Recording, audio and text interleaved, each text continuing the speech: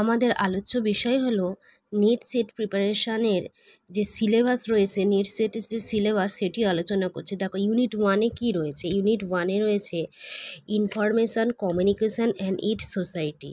Unit 2-তে রয়েছে libraries and their role in modern society.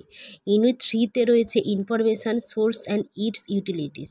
Unit 4-এ রয়েছে reference and management of information service.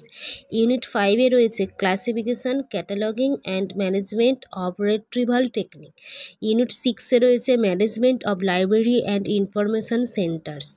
Unit 7-এ রয়েছে information technology and networking. Unit 8-এ রয়েছে automation of library and information saunters. 9-এ রয়েছে ইউনিট 9-এ research methodology of library and information science. Unit 10-এ রয়েছে type of libraries in context of user need. Unit 11-এ রয়েছে জেনারেল অনলাইন লাইব্রেরি রিসোর্স। ঠিক আছে, এইটি হলো নেট সেট প্রিপারেশানের যে তোমাদের সিলেবাস। আমরা প্রত্যেকটা ইউনিট ধরে আলোচনা করব। তার মধ্যে আমরা ফার্স্ট ইউনিট শুরু করে দিয়েছি, যেটি information communication and its society. এই ভিডিওগুলোকে পেতে আমার চ্যানেলটিকে প্লিজ সাবস্ক্রাইব করে দেবেন।